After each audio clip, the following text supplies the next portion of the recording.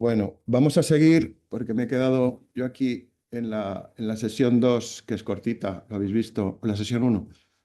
Y la sesión 2 la vamos a dedicar a temas complejos, pero con profesionales que nos van a simplificar esa realidad difícil de entender de los riesgos naturales. Y vamos a contar con dos ponentes, con Rafael García Sánchez, dirección de la Oficina de Proyectos de Ghenova Digital, que por favor, si está por aquí, podría venir aquí. No sé si la presentación la tienes puesta en el...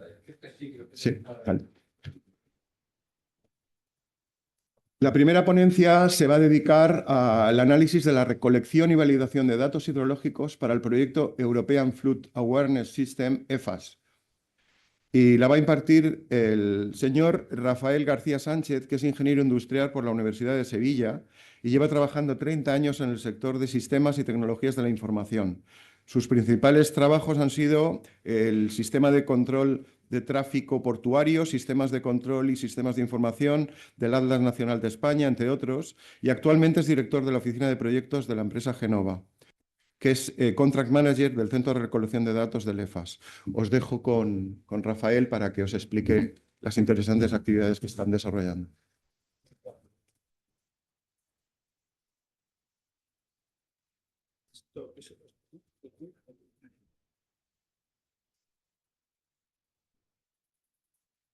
Bien, buenos días a todos. Bueno, antes de nada agradecer tanto a RiscBal como a INGEA, a los organizadores, la invitación, la amable invitación a estas jornadas que la verdad es que es impresionante, impresionan a los, por lo menos a mí, que vengo de fuera, ¿no? Enhorabuena por todas las iniciativas que habéis anunciado. Y también particularmente al equipo de Joan Stani, con los que tenemos cierta relación. Bueno, yo hoy voy a comentar con vosotros la experiencia nuestra, ¿vale? La experiencia personal dentro de EFAS, ¿vale? La charla pues irá más o menos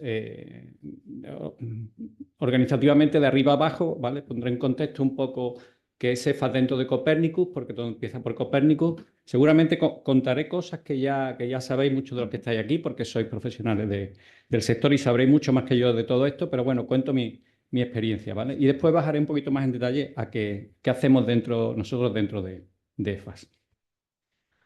Bueno, pues como seguramente sabréis, Copernicus es el programa espacial de la Unión Europea que se dedica a la observación de la Tierra. Es quizás, si no el más grande de los programas de observación de la Tierra más grande que hay, ¿no? Está gestionado por la Comisión Europea y se implementa en colaboración con los Estados miembros, agencias europeas y el Joint Research Center, ¿no? El JRC. Copernicus, además, pues colabora y desarrolla una actividad internacional intensa en todo tipo de, ya que estamos aquí hablando de riesgo de desastres, del terremoto de Nepal, bueno, todo lo del volcán de La Palma, todas estas situaciones, pues Copernicus ha tenido un papel importante, ¿no? Pues esta, digamos, es la cabeza de toda esta organización. Dentro de Copernicus hay varios servicios que le llaman, que está Atmosphere, Marine, Land, Cambio, Climate Change, Security y Emergency. EFAS, yo vengo a hablar del Centro de Recolección de Datos Hidrológicos de EFAS, de nuestra experiencia en el Centro de Recolección de Datos Hidrológicos. Está enmarcado en EFAS y EFAS está enmarcado dentro del Servicio de Emergencia de Copernicus. Los servicios de emergencia pues, proporcionan información para la preparación ante emergencia por desastre y en todo, digamos, el ciclo de vida de los desastres, ¿no? Tanto con la prevención, la respuesta y las actividades de reconstrucción.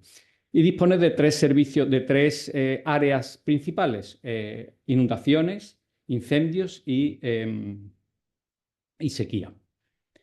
Nosotros estamos ubicados dentro de EFAS, que es el servicio de alerta temprana a inundaciones. Ya hablando concretamente de EFAS, dentro de estos servicios de emergencia, pues tiene como objetivo dar soporte a la preparación previa a los grandes eventos de inundaciones. Y EFAS está centrado, digamos, en la parte de prevención. El dominio de EFAS inicialmente es toda Europa, un dominio un poquito más extendido de Europa y digamos, su leitmotiv un poco es gestionar también las cuencas transnacionales, ¿no? Que era una cosa que estaba, bueno, porque que siempre hay problemas cuando hay bordes en medio, ¿no? Es el primer sistema europeo operacional, ¿vale? Para monitorizar y predecir inundaciones en Europa. Y es importante conocer, ustedes seguramente lo conocen bastante bien, pero para el gran público, que proporciona información complementaria. O sea, es una herramienta más dentro de las múltiples herramientas que tienen los servicios de emergencia, ¿no? Es una herramienta más para autoridades nacionales y regionales. Y en cuanto a su historia, bueno, pues desde 2012 está funcionando operativamente y, bueno, ha tenido varios hitos a lo largo de su historia y bueno, nosotros como empresa participamos en EFAS precisamente desde 2012. Más funcionalmente, este es, digamos, no sé si tapo yo, este es el esquema, digamos, operativo de EFAS. EFAS tiene 4 centros de control principales, ¿vale? El Hydrological Data Collection Center, que es donde trabajamos nosotros, el Meteorological Data Collection Center, que está operado por Kisters, y el DWD en Alemania. Estos 2 centros recolectan datos, el Computational, el Hydrological Forecast Computational Center, operado por el ECMWF, y el Floods Analytics and Dissemination Center, que está operado por institutos sueco, eslovaco y holandés. Entonces, un poco digamos, el flujo de la información en EFAS, ¿cómo es? Pues a la izquierda de la pantalla podéis ver la red de proveedores de datos y de socios. No todos los socios proveen datos, aunque todos los socios reciben notificaciones. Estos proveedores de datos proporcionan datos hidrológicos al Hydrological Data Collection Center y meteorológicos al Meteorological Data Collection Center. Al Hydrological Data Collection Center llegan datos de caudal y altura de agua en ríos y también datos de embalses, y al Meteorological pues llegan bueno, presión, temperatura, velocidad del viento, precipitación y demás, ¿no? Estos 2 centros lo que hacemos es procesar los datos. Ahora, más tarde os comentaré, bueno, básicamente lo que hacemos, y ponemos a disposición del Computational los datos ya, digamos, homogeneizados para que ellos lo puedan tratar. Ellos ejecutan el modelo predictivo o los modelos, porque tienen multitud de modelos, principalmente es el RiscBal, y proporcionan las salidas para que digamos, en el último centro de la cadena, el Flood Analytics and Dissemination Center, con los hidrólogos que tienen allí, pues determinen qué notificaciones, qué warnings tienen que ir dando la vuelta a la cadena a los socios y a los data providers. El Dissemination no solo se ocupa de las notificaciones, sino también pues, hace training, hace multitud de reports, gestiona la red de data providers y hace también un poco de hub de comunicaciones hacia afuera, ¿no? Hay una parte muy importante también, que no sé si se ve, que es una línea que viene de retorno de la red de data providers hacia el Dissemination Center, que es el feedback. Una vez que han recibido las notificaciones, es muy importante para EFAS saber, bueno, cuáles han sido falsos positivos, cuáles han sido falsos, o sea, cuáles han sido negativos, cuáles se ha acertado, porque eso les ayuda mucho o nos ayuda mucho a mejorar el modelo, ¿no? Y este es más o menos el esquema. De estos 4 centros de control, pues nosotros como Ghenova Digital estamos trabajando en el Centro de Recolección de Datos Hidrológicos. Y después de plantear este contexto, esta vista general, pues entramos un poquito más en lo que es nuestro centro de control. Bueno, nosotros somos responsables de la recolección, armonización, aplicación de controles de calidad y distribución de los datos dentro de EFAS. Esto es muy importante, ¿vale? Porque cuando hablamos con un nuevo socio, con un nuevo proveedor de datos, su preocupación es, bueno, ¿y qué vais a hacer con nuestros datos? Entonces, es importante saber que los datos no salen de Copernicus, tienen el tratamiento de datos internos a Copernicus, ¿vale? Y a Copernicus hace, pues, digamos, no los publica hasta que no son antiguos, en fin, ya tienen su política de datos. El centro de control está operado por Ghenova Digital que es una compañía del grupo Ghenova, que es una ingeniería española que trabaja en muchos sectores, ¿vale? En energía, infraestructura, defensa, industrial, en fin, un montón de... Nos metemos en muchos charcos. Y Ghenova tiene su oficina en Sevilla, su oficina central. Detrás del centro de control hay siempre personas como las que estáis aquí, que, bueno, que el día a día pues tenemos nuestros dolores de cabeza, ¿no? Esta imagen es solo para mostraros los grupos que tenemos dentro del centro de control, ¿vale? Hay un grupo de hidrólogos que se dedican principalmente a gestionar con los socios pues toda la red de estaciones, la transferencia de datos, hacer reportes, controlar a los controles de calidad, es decir, parametrizarlos, mejorarlos, detectar ineficiencias y demás, y hacer los diferentes informes que luego comentaré. Después tenemos un grupo de IT que bueno, se dedica a la gestión de la base de datos, de los sistemas, de la infraestructura, y luego la parte de gestión, donde me encuentro yo, pues que llevamos un poco la coordinación del proyecto, ¿no?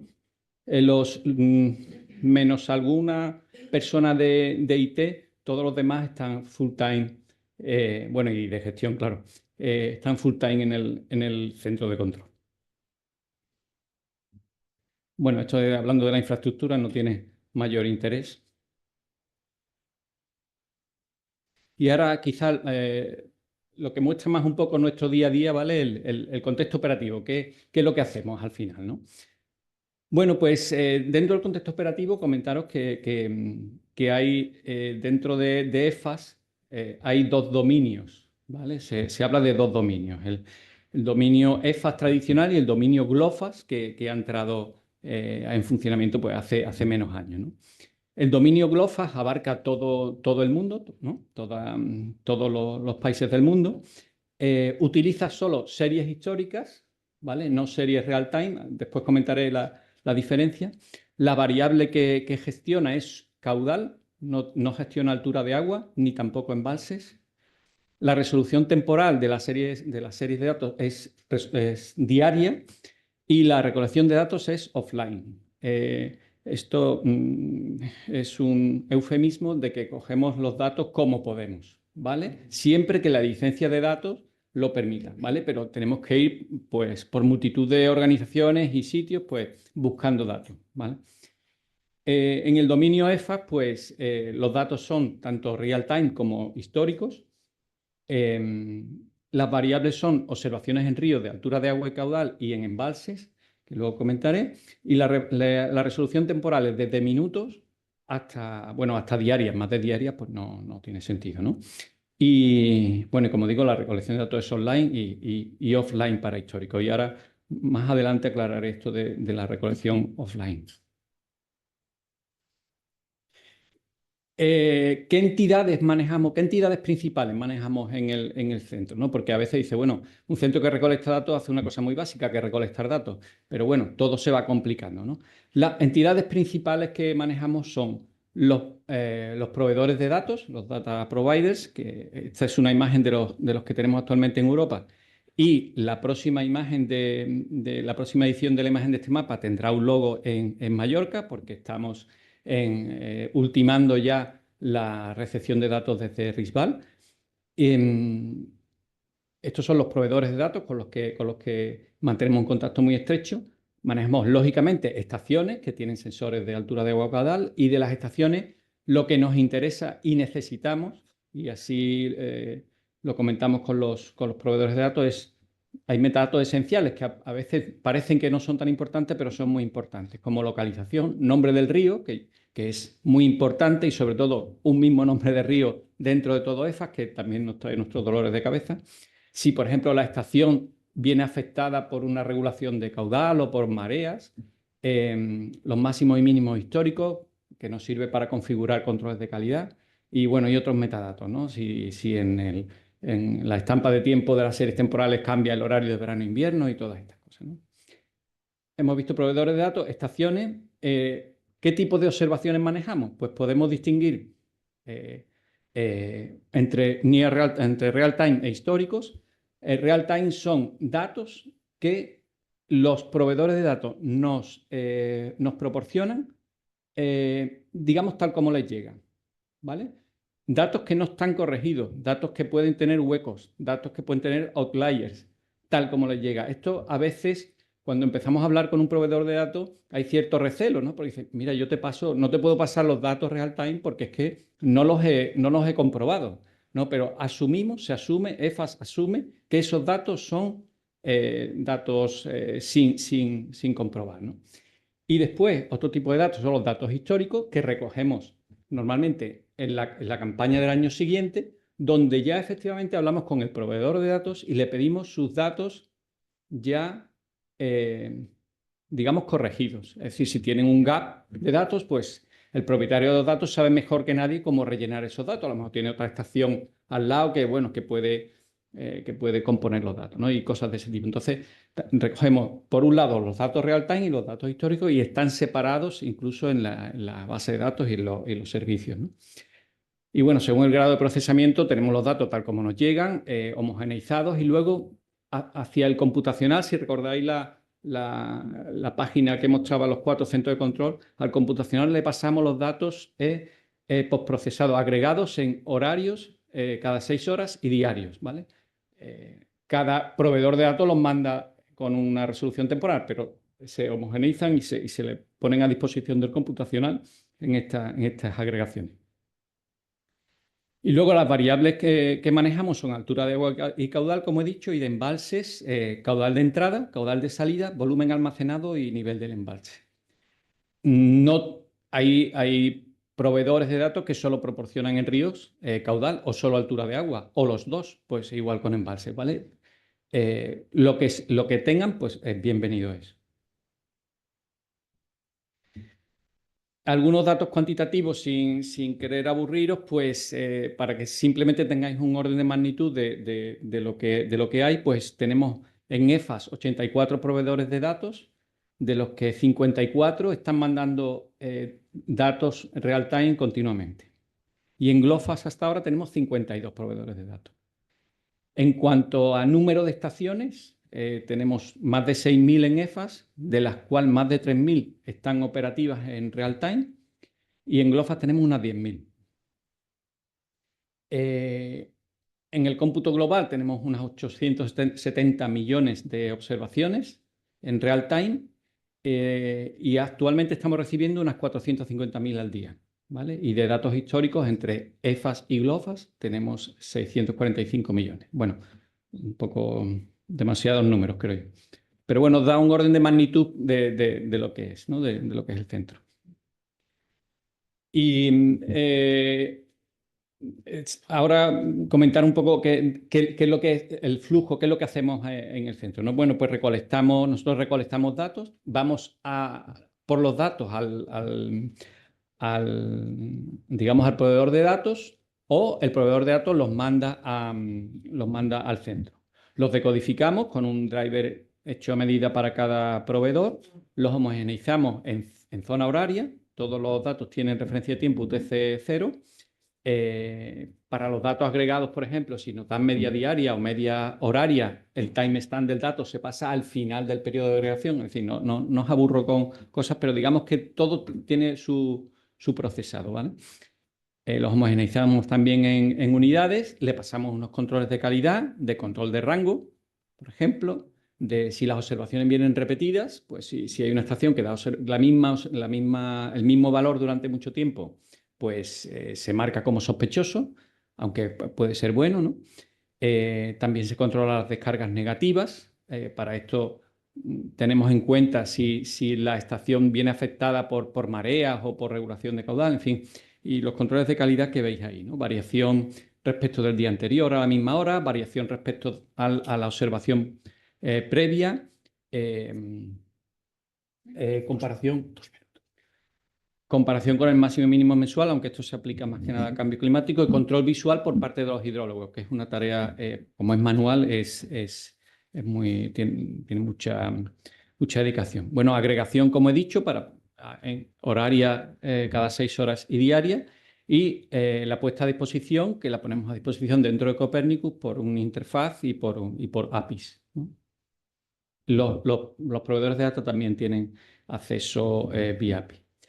Y bueno, los datos de los proveedores, los vuestros también, los podéis ver en la página web de EFAS, donde picando en cada estación pues se pueden ver hidrogramas de las previsiones que hay para cada estación, tanto en periodos de retorno como en valores de descarga y bueno, multitud de análisis. También los valores pues, se utilizan para calibrar el modelo. La calibración se hace cada 2 años y bueno, se utilizan unas estaciones concretas de calibración, las estaciones que dan más calidad de datos. Y nada más, vamos, ya cosas menores, pues vigilamos el flujo de datos, hacemos control de gaps y demás, ¿vale? Y nada más, Maurici, yo creo que... Muchísimas gracias. Que nada, Sí. a vuestra disposición y...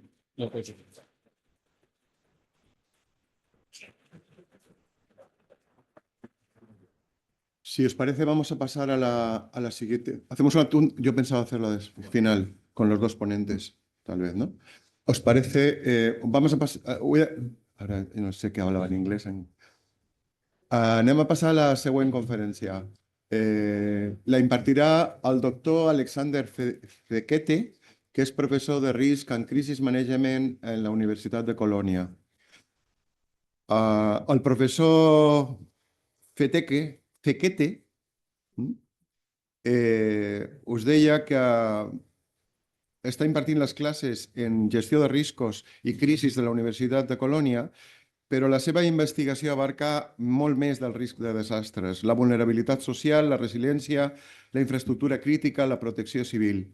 En l'actualitat és membre de l'equip de desenvolupament de xarxes de coneixement i acció per a riscos emergents RISCAN de Future Earth.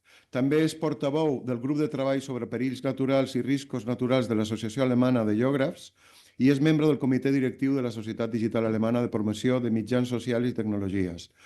Anteriorment, per al qual nosaltres a nivell acadèmic ja el coneixíem, el doctor Fedeke va treballar des del 2009 al 2012 com a oficial de projectes a l'Oficina Federal Alemana de Protecció Civil i Assistència de Desastres en l'àrea de protecció d'infraestructures crítiques. Del 2005 al 2009 va ser investigador de la Universitat de Nacions Unides de l'Institut de Medi Ambient i de la Seguretat Humana, UNU, on va investigar la vulnerabilitat social front a inundacions i l'adaptació al canvi climàtic. També ha treballat de consultor i ha treballat per Nacions Unides, l'Organització Mundial de la Salut, en cooperació tècnica alemana, en el Comitè Alemany de Reducció de Desastres i ha desenvolupat treballs aplicats i tallers a Armènia, Iran, Japó, Kènia, Sri Lanka, Suïssa, Estats Units i moltes altres bandes. Doctor Fekete, moltíssimes gràcies per estar aquí i li dono la paraula. Tindreu una traducció automàtica que us sortirà, haurem d'apagar aquí els llums i us sortirà aquells que no puguin entendre l'anglès, tindreu la possibilitat de sentir-lo. You can start to talk in order to know if it's possible to speak. Okay, we will see. So thank you very much for the kind invitation to this beautiful island. It's my first time being here. And the translation, I think, does not work yet. I'm very sorry that I don't speak Spanish and not speak Catalan.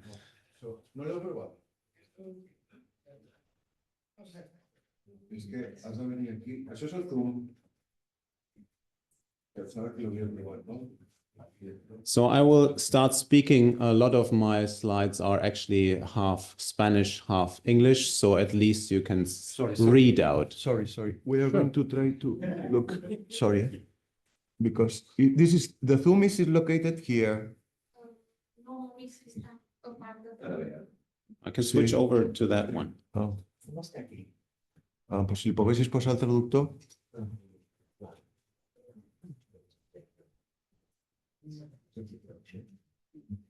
No, però quan tens el Zoom, a la finestra del Zoom a baix li poses el traductor. Mostrar subtítulos, si puedes hacer. Sí, ara. Sí. Okay. So thank you very much for... Però has de configurar el traductor.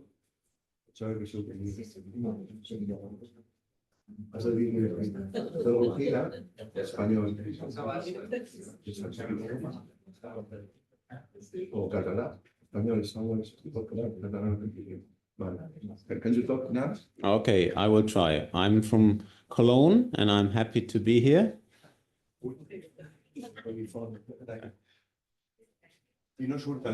I'm glad that I'm not one of the German tourists here, but I have a good excuse being here first time. I'm very sorry for all the Germans who are flocking to your beautiful island every year.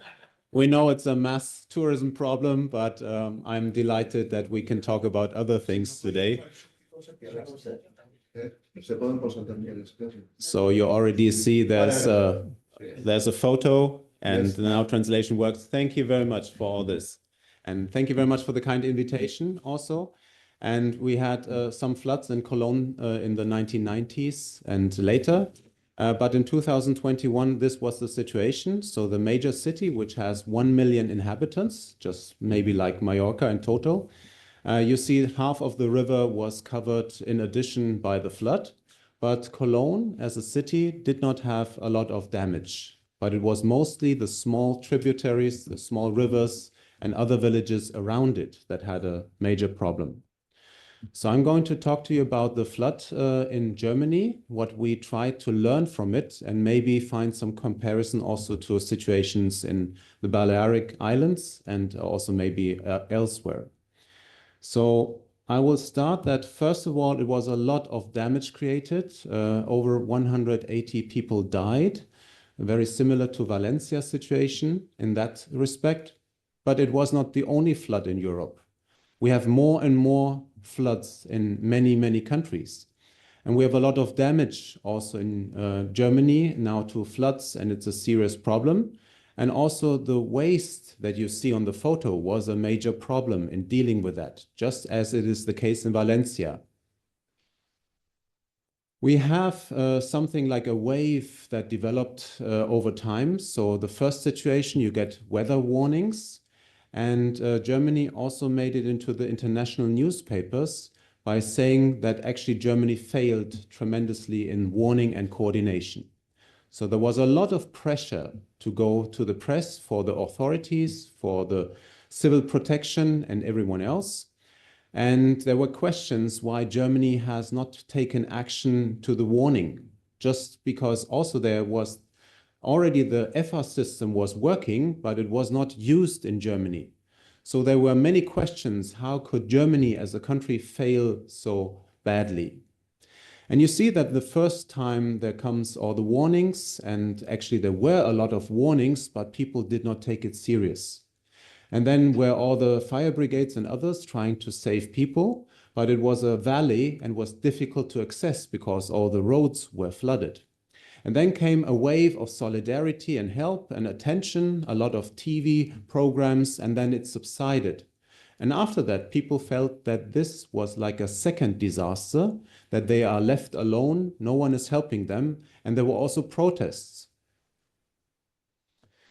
Now, we had, first of all, many people dying who were older, so 60 years and more, and I guess a lot of the German tourists coming to also Mallorca are maybe that age, at least in my plane I was flying, they were like this. And we also typically have a lot of people who try to save their cars because people try to do something, even if it's not rational, they try to save their belongings. So we have to look at those people, where to evacuate them and which special needs they have, also a medical treatment later on. Yes, there are challenges, especially to emergency management. I was working in a national federal office for 3 years in coordinating that, so I want to share my insights.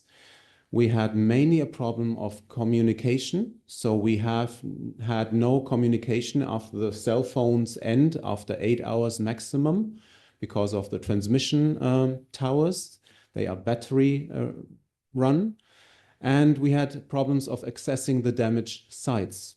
That means we had a division of help and TV coverage on some cities that could be approached easily, but more other villages upstream that received no help.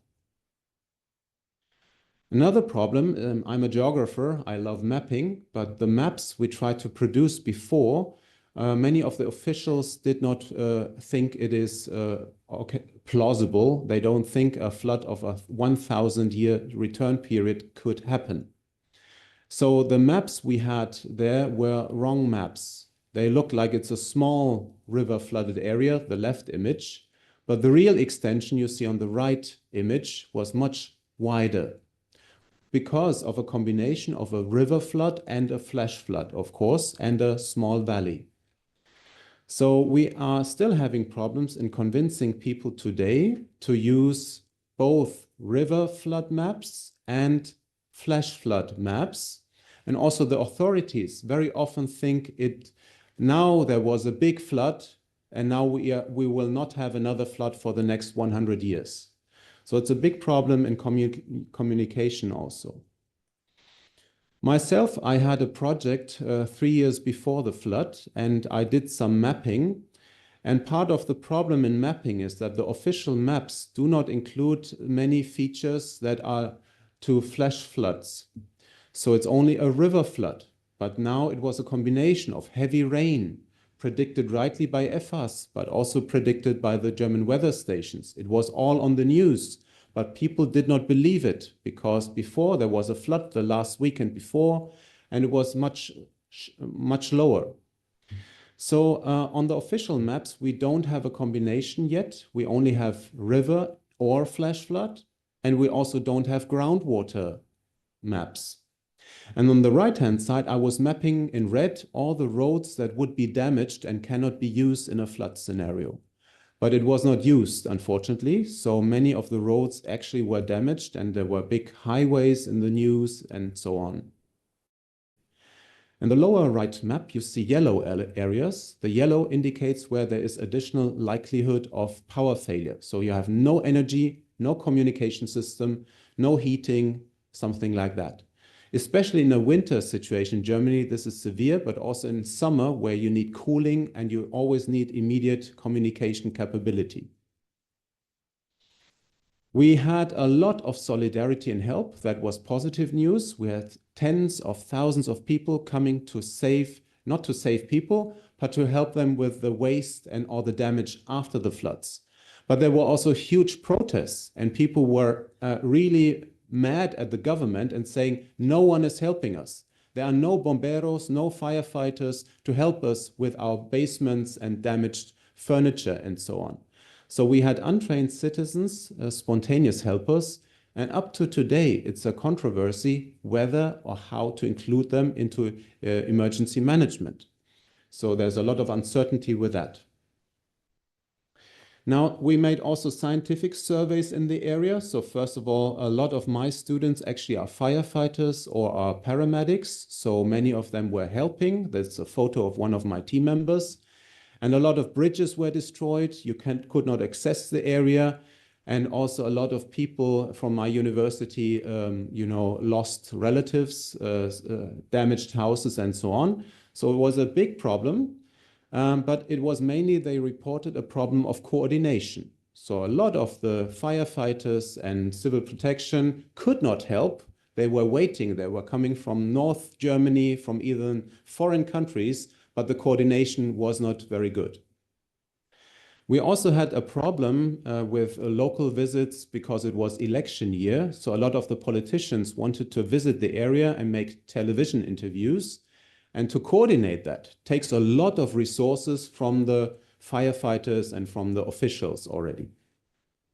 So we made a survey afterwards and we found that from operational forces, 1,000 said that indeed it was a problem of control, it was a problem of coordination, it was a problem of communication mainly. You see many other problems that you can read afterwards if you're interested. I would like to come to lessons learned because in Germany this is already 3 years ago and we had lessons learned first of all in many areas, but one of the worst is that we have had 3,000 houses destroyed in one valley and only 30 of them are not rebuilt in the valley in the flood zone. That means around 3,000 houses still will be rebuilt in the risk area.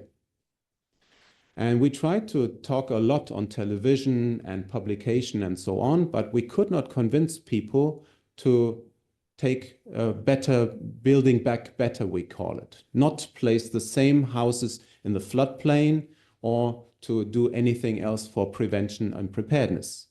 So it's very difficult to convince the public, but especially people who just lost everything, who have trauma, and they want to rebuild their house, their identity, and they have lived there forever. That's not only in Germany, it's also in Italy and many other areas. Now, we had a lot of official lessons learned being published by the ministries of the affected federal states. It's a bit like the autonomous regions in Spain. And it reads like there's a lot of lessons learned already. So volunteers must be integrated, warning system must be improved. We need more personnel for firefighters, for civil protection. We need more coordination, 10 points. But if you look at the angle of a scientist, I must say I'm not so sure if really much has improved.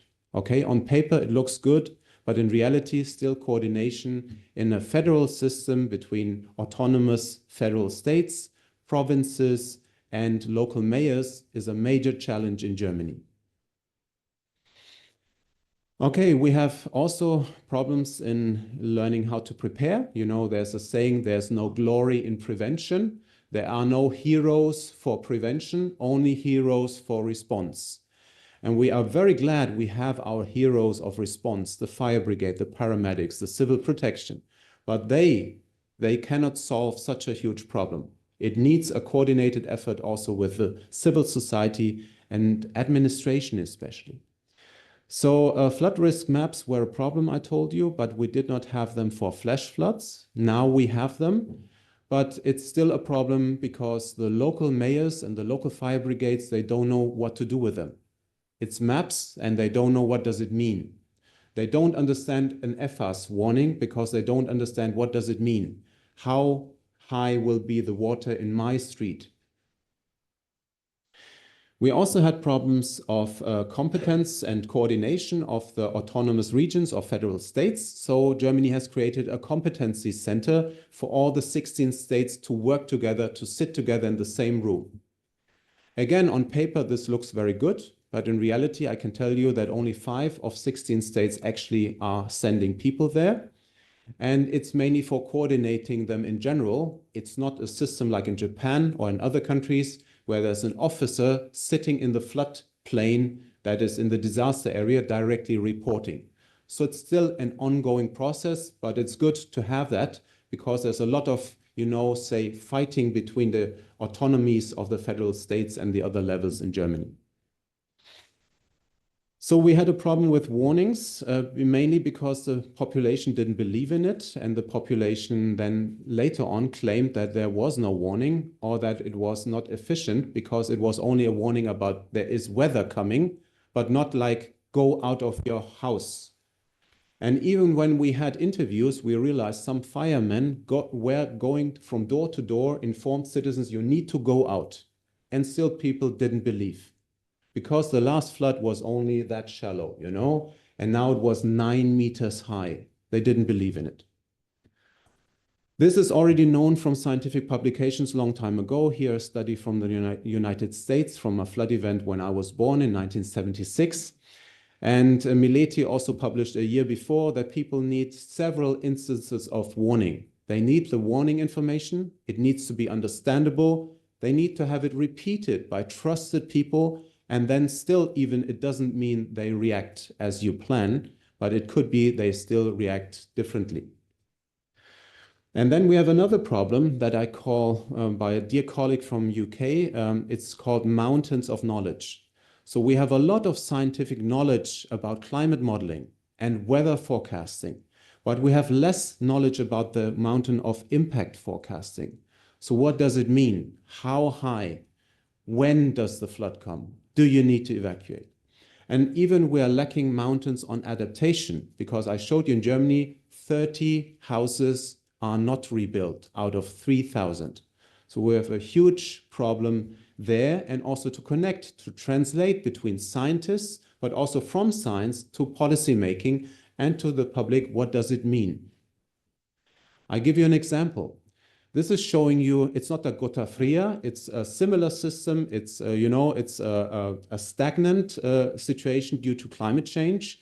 The weather circulation is more staying over a city for longer hours and periods. And even with EFAS and the German weather warning, they could not predict how long and which valley is going to be affected. And people don't understand. So I was this year talking to affected citizens who are traumatized, who are showing their houses being rebuilt. And I asked them, where do you evacuate next time? And then they are shocked because they realize it can happen again. They thought it's a 100-year event. It will not happen. I asked them, where do you go? I go to the roof. I said, but your roof is only 1 meter above the flood level from 2021. Can you escape from the roof? Do you have a window? Oh, no.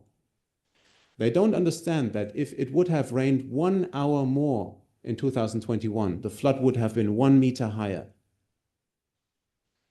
Now we're coming to many questions why we failed, and this is a report I gave to the World Bank. They were also interested to learn from Germany.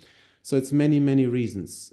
It's also, I was talking to mayors and to administrations of cities. They wanted to explain why this happened and how they can do better. And my first important message as a scientist is always to say, you didn't do anything wrong. You as a city council and administration, you are not trained in that situation. I was doing trainings like that in the National Academy for mayors before, but unfortunately, those mayors from that flooded valley did not take part. And even if the mayor goes home, the mayor does not give lectures to everyone in administration, how to react and what to do. So even when we had COVID-19, we had a lot of experience with pandemic planning, but a flood situation still was different. So I told them, look, in psychology, it can be explained why you did not react. Because people always have a bias. They think it never happens to me myself. Or last time the flood was lower, so it will not happen like that. That's normal. It's normal to every one of us not to react to any risk and avoid risk. We are smoking, we are flying, we're doing crazy things. That's part of life. And even the firefighters in Germany are not used to fighting floods. Floods are rare events. They are trained to extinguish a fire, not a flood. So there's many things to explain to people, and we try to summarize this. It's a German website and platform to summarize all the research, all the surveys after the flood, because there's a lot of science going here and there, and no one knows where is it ending, And people also often are frustrated because they say, thank you, you're coming from science, you're doing interviews, then you're gone, and I don't know what happens. So we have still some future challenges in Germany. I'm just showing you some of them. We're working in areas that had been affected by the flood, like the city of Leverkusen. You might know it from football, And they have this nice small river running through the city center of Leverkusen. And the city, after the floods, they asked the citizens, so what is about improvement? We could make this a more natural river, Nature-based solutions, take back the river canal and make it meandering and more natural-like. Now, the people don't like it. Why? Because they have to cut down trees. They love the trees and the shade and everything, but they also love their parking lots for their cars. Okay? So if you give room to a river in a city, like in a Rambla, then you have to take away all the nice parking lots. And people don't like it, so they need to find a new solution, which is difficult. You have to look in the catchment area upstream where to find retention areas or a retention basin like in Inca. Also in Germany, we have this river trained, it's canal on the left photo. So that was in the 1970s and later the way to deal with floods. You build a canal to discharge the flood. But it's a problem. Why? Because it makes the flood quicker, okay? And it reaches other parts of the city that are then flooded. So next on the right photo, you see a retention area upstream. It's very nice looking and it's good for school, pupils going there for training, etc. It looks nice, but it means you take a lot of property away, okay? So people also don't like that solution very much. It's very difficult. Now I was sharing some examples from Germany, and if you allow, I would like to also share some international experiences. Last year there were a lot of floods worldwide, and I was asked to help them to moderate between ministries and fire brigades and other scientists. For example, in Kazakhstan, they had a big flood problem because their capital city has been located into the floodplain, and it's about 3,000 kilometers wide of flooded area. So they were asking for help, and they have another problem is they have uranium mines, and the radioactivity is contaminating a lot of the areas. People were also unhappy with the warning, the official reaction and coordination, okay? Like in Germany. In September, I was called by citizens in the United States of America who did not receive any help because they were in a valley, they were cut off, and no help from FEMA arrived. That's the national authority in US still until this day, let's see. Again, problems with warning, with coordination and accusation and protests. Then I was asked to help after the floods in Valencia. So I was there visiting in January because I said even in January in Valencia, the situation is they have a problem still with protests and with a lack of people taking action to coordinate the recovery process. And so there are multiple requests that seem to be similar, you know, and I'm going to show you what we have seen on the news. So Valencia was a lot, and Spain, Malaga, etc. on the news in Germany because German tourists like to go there, you know. And it was shocking to see that the same pictures occur like we had in Germany. So there were many more dead people later on, but this was a newspaper article early on. And we had also this blame game, as we call. So who is fault? Whose fault is it that it has failed, you know? And this reminded me of Germany very much. And it's a problem because, first of all, of course, you have a lot of damages. So it's a serious problem. And you also always have a problem of warning coordination.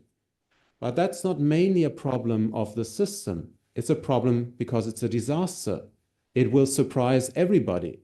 You know, and some will say, okay, there have been previous floods, like in Germany, in the Ahr Valley, there had been the same floods without climate change 100 years before, but people forgot.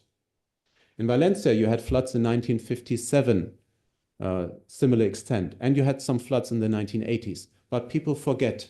New people go there and they think it will never happen.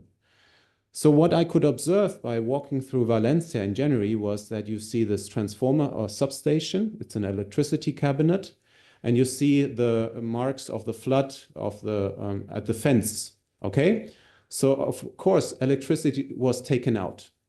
And you had to rely on your own mobile phones as operational forces. And it happened also in the late evening. So some weather warning was there in the morning and the night before in Valencia, just as in Germany. But the official reaction of official alerting from the provincial government only came in the evening after 8 o'clock, you know. So that was when the clock there was flooded and stopped working. And the problems now after the floods in Valencia we observed with a delegation of German experts was, first of all, on the left photo you see underground garages, and some of the underground garages are not registered officially, so some of them are maybe, you know, illegal. And they have 3 stories of underground because they have a lot of cars and a lot of summer heat. And so a lot of, in Spain I learned, is underground garage. But in Paiporta, in other areas affected, you know, that was a major problem because many dead bodies were found in the cars. And still 70 underground garages were not pumped when I was visiting in January. You see in the middle picture that some cars had to be marked with an X, like checked already for dead body. So a lot of coordination problem. And many of the owners of the cars did not know their cars are taken away. And the insurance does not pay if they don't have a photo documentation of their car being damaged. So there were a lot of people I met who were frustrated and said, I don't like this situation, I don't know where my car is, and still people were upset. And I think this also needs some coordination, because you see a sign, as the coche, you know, this car still works, you know, don't take it away. We saw cars driving in the center of Valencia, you know, who had those signs. And now another problem is how to deal with all the waste after a flood. People don't think about that in prevention, that you will have a lot of problems with that. Why? Cars are leaking gas and oil into the ground. It's a contamination problem, but also with all the other waste you have. It's a lot of waste. So you have to create new space for that, and you have to think how to deal with it. Do you burn it? Do you, and you know, and we observed also some problems with corruption going on in the area, and so people were also having problem with that. And nearby there's another lagoon. You have also lagoons here. It's an important ecosystem. It's also a major tourism factor. And that lagoon now has flood water entered, and it's a potential contamination problem going for the long run, because also you see that some of the orange plantations are, you know, next to the waste dump sites, or you take out soil from the lagoon as fertilizer to put on the plantations for oranges. And so that is also a big problem. One thing I'm not showing today here is the many fake news. There are websites registering 20 or 30 different types of fake news.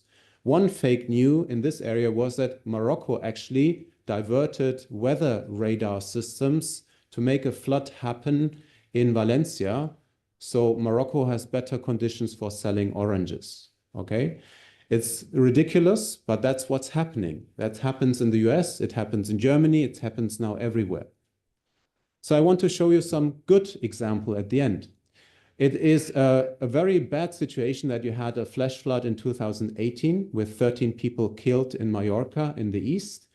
And Professor Joan Estraño was very kind to show me around the area, and I was very much impressed by the work you do here, because you see a problem here also, because the problem is all the purple dots show flooded objects, buildings, and some of them are outside of the official flood map. That's the same situation as in Germany. You need to think of generating flash flood mapping also, and you need to combine them in the future. And it's very difficult to predict where actually water will be stagnant. You know, it can always happen outside of the flooded area, but people will not understand that. So it's very good that you have that capability of using such maps, of producing risk combination, like in RiscBal, you know, and we don't have such nice centers in Germany.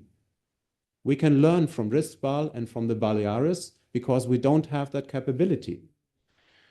So I was very happy as a tourist before arriving. A few days before, I was checking the official maps by IDIB and RiscBal.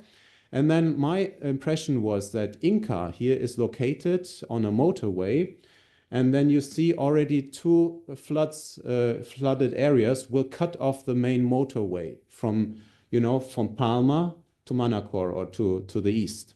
That means also your bomberos, your firefighters will need to plan, and you see where they are situated, which parts they can still access in which time to save people. In Germany, this was a huge problem because Cologne city is divided by a river, and many of the flooded areas were divided by the river, so they couldn't cross it anymore. Bridges were taken away, and you have to think about that for planning. Now, I'm very sorry, this next map doesn't look very good. I'm a geographer, and I have to excuse myself, but it's a first idea. So I was walking around Inca yesterday, and I'm checking all those dots. And this is what we call critical infrastructure. So it's key points that we need to take care for in a flood. First of all, along your Rambla, your Gran Via Colom, you will have the flooded area, and you will have a hospital. I checked it, it's fine more or less, yes, but you still have the entrance level with all the technique being flooded, and also some other. And you have a motorway running there. That's a main bus station. So there you have in the southern part potentially a problem. You have a lot of terrain, which I didn't know before I was visiting Inca. So there you are okay. But you have other torrents, rivers going through your city. And a lot of what I've seen is now covered with shops, and you have a pharmacy, supermarket, bank and all, but you have a lot of residential areas and that look very similar to me, like I must say in other parts of Spain. I was visiting Palma the day before. Now it's very good that you have those information because you can take a lever and show where's the, the hospital, where's the flooded area, and you can use that for planning. But it will be difficult because this is only a river flood map and not a flash flood map. And you need combinations of those, I guess, in the future. Now, I was very impressed to see that you have a lot of systems installed on the island. You have flood protection measures, and they are a concrete canal. This is an area that got heavily flooded in San Llorent. Sorry, I cannot pronounce it. And you know that the flood was exceeding the flood canal, and I think 1.5 meters around or something like that, Joan told me. And you need to know that the flash flood or the flood from the mountains, sorry, not a flash flood, is coming down within 15 to 20 minutes. So not a lot of warning time. And therefore, I believe you need this additional weather station that was placed there and have an information system in combination with that canal. Because you need to inform people in time about actions to take. And the canal has, like in Germany, probably also its advantages, but also disadvantages of taking down the water much quicker to other areas. And I think in the future, you need a combination of all those efforts. But I wanted to thank you, especially for listening to me and also for the kind invitation. That first time I made it to this very interesting island. There's more to say about it than just floods and problems, I know. But I would like to summarize my talk here and give you some time for questions and answers. So I think we have seen examples from Germany with a lot of failure, and I hope other countries can learn from that. You're happy to ask me any question. And the recovery process is still ongoing. So in Valencia, they were shocked because they said, go to the press and tell them Germany did much better and everything is solved already. And we had to say, sorry, no, it's still ongoing. We still have problems. We have still buildings being demolished now. We still have people in psychotherapy. We have a lot of coordination, and we have court cases and accusations. And my recommendations are also, you need to think the whole warning chain, all the mountains of knowledge, and they need to be connected, You need to think that people will not believe in your warning. You need to know that people will not believe in your mapping. You have to explain, you have to train people. And to train people, I learned it's not enough to have some experts trained. You also need to train the civil protection authorities, not only operational firefighters and others, but also those in charge. They need to understand, what does this map mean? What can we do with it? And also in Germany, they had to learn they are responsible. Okay, so the official responsibility in Germany is not at the federal state, as it looks, but it's at the mayor. And the mayor often does not know what to do, so he delegates the task to the fire brigade. But the fire brigade then also is in trouble somehow alone, and then they are cut off of communication. So I'm very sorry, but it's a complicated problem, I know, and thanks very much for having me here.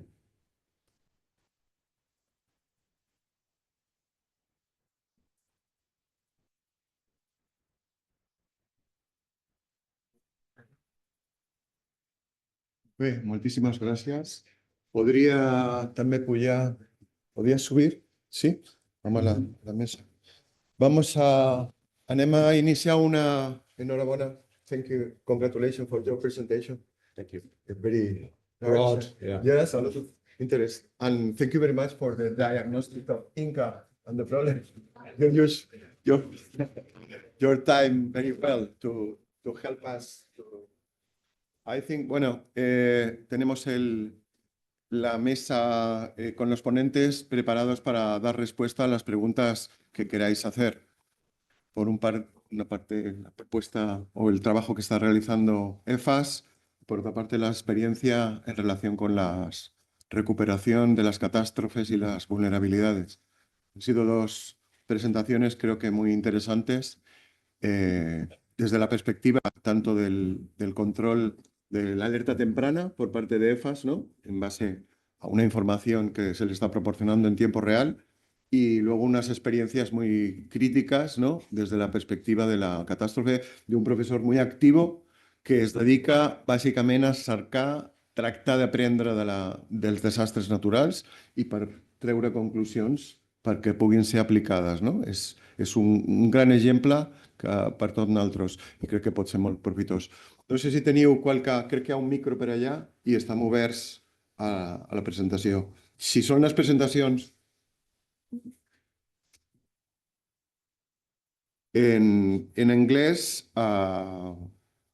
jo podré fer la traducció dins les meves possibilitats o m'ajudareu per al doctor Fequete. I teniu qualque pregunta? Sí, aquí n'hi ha una pregunta. Jo en tinc una... Després aquí hi ha una altra. Hola. Perfecte, jo en tinc una pel doctor Fequete. No, my question is, you told that one of the problems in the 2021 even in Germany was the communication of the alerts.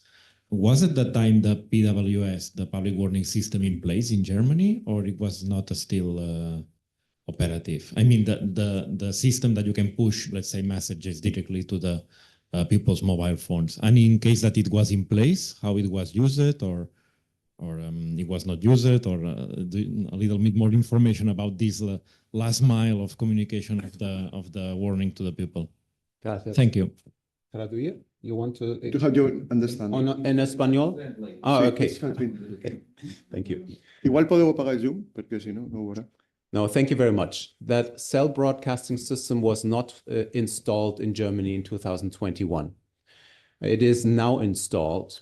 Why has it not been installed before? Because Germany has a strict data privacy culture and people don't like it that their cell phone is just ringing. Now it is introduced and tested, but you have to know we had an official warning day a year before the flood. And my former boss, the head of the national authority, he lost his job because the warning did not work. So they had tested a warning system that goes to your mobile phone, but because the warning day, which was just for exercise, it did not work. Why? Because the federal states only have the autonomy to push the button, and they didn't. So it was not a failure of the national authority, but still he had to go and leave office. And the floods were so huge in damage that then they said, okay, we need this system. So the last mile at the moment consists of the cell broadcasting, of other apps on your phone, of sirens that are now reinstalled, and many other means of warning. But there is a problem that remains. It is called over-warning. So if we have too many messages, people are angry, and then they don't believe in the warning anymore. Okay, thank you. There is another question here, please. Hi, thank you for your presentation, was awesome. Just wanted to ask you, how do you reach citizens? In some countries, some communities might have a ready, set, go kind of system. I don't know if you are aware of that system. Which system? Ready, set, go. No. No. It's just for wildfires, as I know now.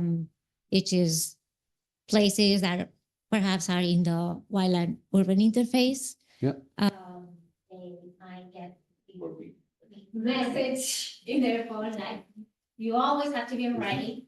It's not. Está funcionando, ¿eh? Right, and you get the set, like, take your things and go. Yeah. Yes, yeah. You need to leave your house. Don't wait until do you see something happening here in Europe? Similar phenomenons like that. Yeah, thank you very much. I can also repeat the question when it was not translated fully, I think. Thank you very much for informing me about this system. I don't know that. You said it's for wildfires and it is activation that citizens can also get action recommended what to do in a wildfire, right? And you were asking whether this is something that I know of or that in Europe makes sense, right? I would say this is very important to have, and actually the German Weather Service now has something like that. So if we have a severe weather warning, be it wildfire, drought, heat, or flood, they also say what action people should take. So this is now installed at the national level. It's a bit of a problem with the autonomy of the federal states. And I think still, in addition, this is not satisfying enough because many other countries already have that in multiple languages for tourists, for example. And I know that the Australians are very good with wildfire reporting and warning. And I think we still need to look and learn from them, also from some systems in the United States, I guess. But in general, your question was also about citizen involvement. And this is a big problem because we also have programs in Germany where we say that we include the citizens, but in fact, we don't. So very often it's just top-down information, like a brochure or a warning, but no feedback possibility for people on their cell phone app to say, hey, I have a problem here or there. Where can I find help? Ok, moltes gràcies. Hi ha qualque altra pregunta? Sí, aquí en tenia un. Sí. No, ara te donen el micrófono. Soy el jefe de la agrupación de protección civil de Sonsoguera. Civil Protección. Estuve interviniendo desde el primer momento las inundaciones en San Lorenzo. Y bueno, lo que está hablando aquí, este ponente, el 100%, y lo acompaño porque yo lo viví desde el primer momento. El tema de las comunicaciones no sirve para nada la telefonía móvil. Lo que ha explicado él es bien claro, cantidad de señal, información que llega y la gente no sabe qué es lo que tiene que hacer. Lo que sí me gustaría es que escuchasen un poco más a la gente del pueblo. El dicho popular, pues en principio, allí sí que funcionó. La gente de ahí ya sabía que la cosa cómo iba a ir. Lo que pasa es que la gente se lo cree, un montón de información y entonces se diluye todo el tema y luego ya no sabe dónde tiene que ir uno. Muchas gracias por su colaboración. Yes, thank you very much. I think it's very good that you know the population very well. Typically, especially the firefighters and also the paramedics and the civil protection, they are in the province and locality, and they know very well their people and the problems. And you also said that some are living with the floods, they know the situation, but then you have others who don't live with it. And I can imagine that especially in summertime and tourist season, you will have to think about those people. I know in Palma, a Danish person died because she was underestimating the floods. And in addition, you said the communication is very important to stay in touch with the people. And in Germany, we had the problem that many of the local firefighters were actually from the same villages, and they were drowning, and their families were saying, why do you leave me now to save other people? You need to stay here. So it's also a problem often to communicate even within an institution like a fire brigade what to do. And if you lose also communication to your people, because if you don't have satellite phones, it can also be an additional problem. So yes, thank you very much. I think there's a lot of lessons to share between both events in Germany and also in San Lorenzo and other areas. Thank you. Okay, moltes gràcies. Hi ha qualque altra pregunta?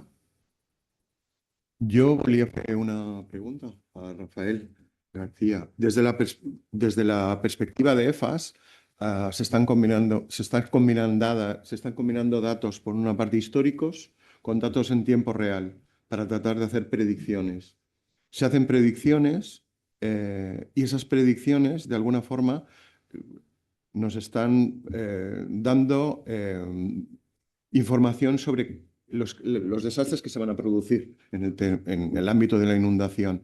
La pregunta es, ¿ya existen mapas, de alguna forma, de riesgos y de peligros y de alcance? En los últimos años, en los últimos decenios, podríamos decir, ¿se están modificando esos límites de los mapas a partir de las predicciones que estáis haciendo? Porque nos estamos moviendo con escenarios de periodos de recurrencia que luego estamos viendo con los flash floods no funcionan. ¿Eso está cambiando? Realmente, digamos, la gestión del riesgo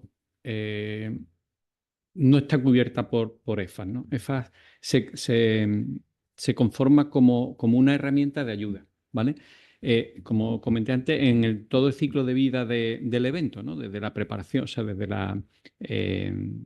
la previsión hasta en el momento que está ocurriendo, con el rapid mapping, con las imágenes satelitales y después la ayuda a los equipos de gestión de los riesgos, ¿no? Pero ya en la parte, en lo que es la gestión del plan de riesgos o el mapa en concreto de riesgos, eso ya no, EFAS no tiene ahí responsabilidad. Digamos, no es su papel, no es que no, sino que no es su papel. Entonces ya eso forma parte del papel de los organismos regionales o nacionales. Una pregunta, para continuar en esta línea. Los modelos de predicciones, ¿hasta qué punto se fundamentan estructuralmente en dato histórico? ¿Es importante para Baleares contar con dato histórico? Sí, muy buena pregunta esa. Realmente los modelos hidrológicos no se ejecutan con los datos hidrológicos, sino los datos hidrológicos se utilizan para calibrar el modelo y validar el modelo, pero no al ejecutar el modelo se utilizan datos meteorológicos que proporciona el Meteorological Data Collection Center y el modelo del terreno y con todo el modelado, ¿no?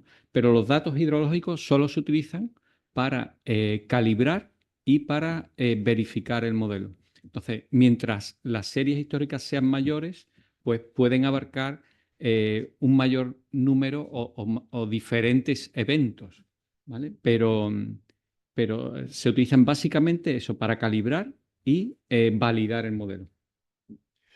Y una cuestión, en el momento que se ha producido el desastre y ya se dispone de la cartografía global del daño de la inundación, ¿eso también es tenido en cuenta para alimentar modelos futuros de predicción? Sí, claro. O sea, todos los datos que se obtienen en los eventos, que bueno, a veces lo que pasa es que todas las estaciones quedan bajo agua, ¿no? Pero bueno, todos los datos que se tienen en los eventos, obviamente, pues afectan al modelo tremendamente. O sea, incluso pues los diferentes tipos de eventos, los flash floods y otros tipos de eventos que inicialmente no se tenían en cuenta, ¿no?